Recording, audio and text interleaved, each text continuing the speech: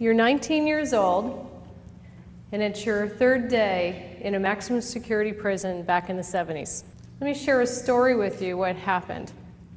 My male mentor who had trained me for the last few days said, when you go into the unit to serve the breakfast, you have to count the spoons. It was maximum security, you only got a spoon to eat with. He said, if you don't get them all back out, they could find them broken and a shiv in your back tomorrow. Have you got it? So then I went in and I pushed the big meal wagon in, just like you see in the hospitals, and I positioned it properly in the unit. And I had never stepped across the threshold yet, and it was just like everything you see on Prison Break. And I was nervous. And so I started opening the cell doors and handing out the spoons. And by the third one that I handed out, I looked down and I realized they were all coming out naked. They hadn't done it to him, but they were doing it to me.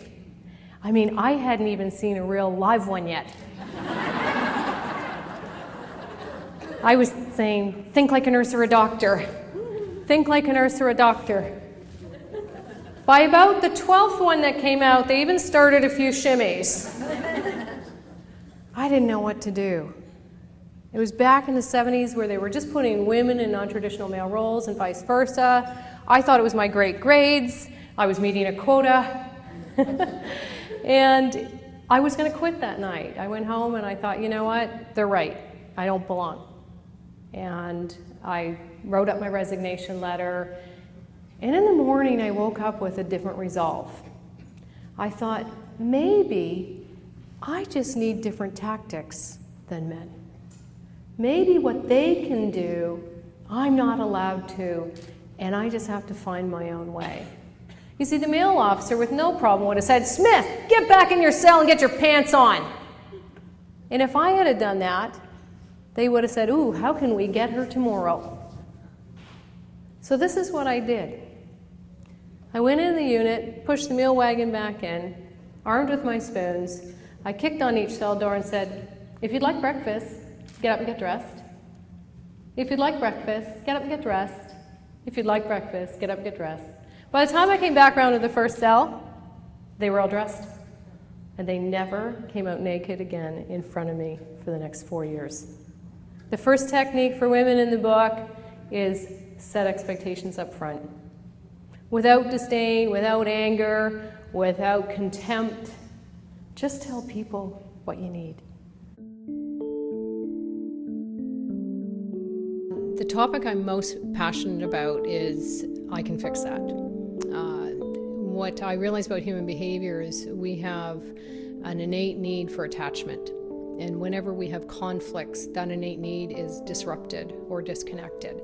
And I've watched too many organizations fall apart or are in strife or conflict. They're in conflict then internally, they're then in conflict with their customers. And so I keynote and I speak on teaching people how to find resolve. There's no question that men and women are wired differently. There's some earth-shattering news for you, and they also think differently too. So why should women in business try to emulate men and their leadership styles? Here to talk about this is Elaine Allison, the author of The Velvet Hammer, Powerful Leadership Lessons for Women Who Don't Golf. Welcome to the show. Thank you. Absolutely fascinating book. In leadership, women have almost a double standard. If they're too forthright or a hammer, like they get deemed that B word, and if they're too nurturing, which is their natural state, they can often get deemed weak. So the Velvet Hammer is helping women to lead with grace and eloquence, but still the ability to get things done. So one of the things I teach is, where does conflict come from? And there's basically only one thing. I use 3 words, but it basically, in essence, is the same thing.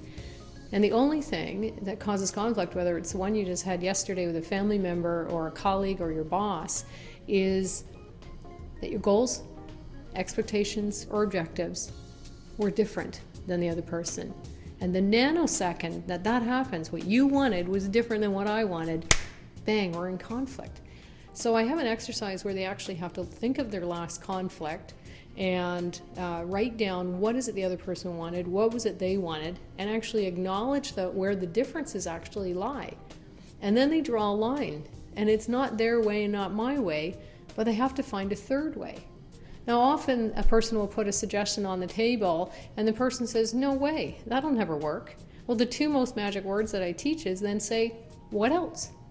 What else? And keep going until you come down to meet something that meets both people's interests.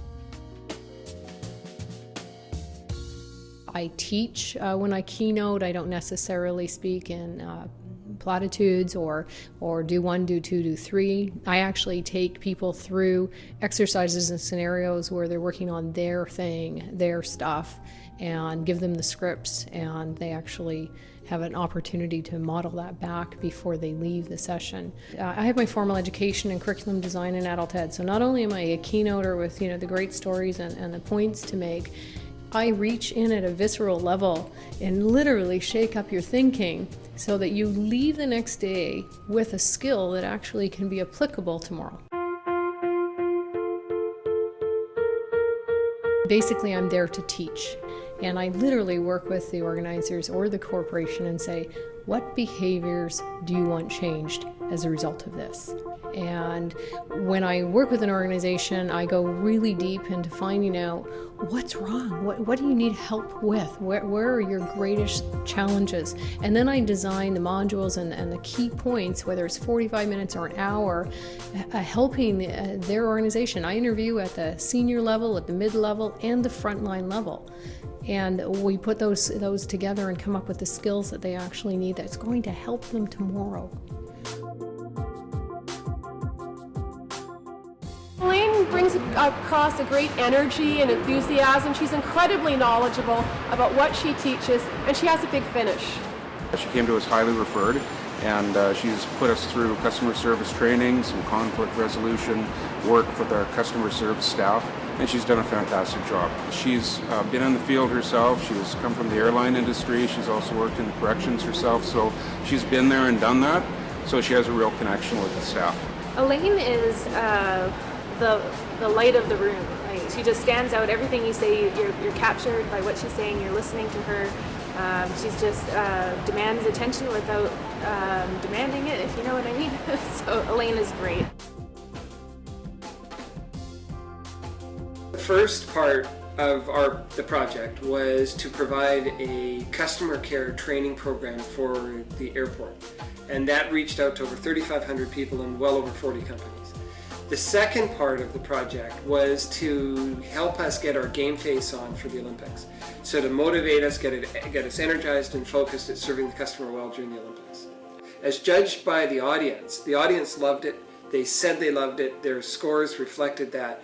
And we saw that not only just in scores, but in terms of the objectives achieved in seeing behavioral change as a result of the learning outcomes.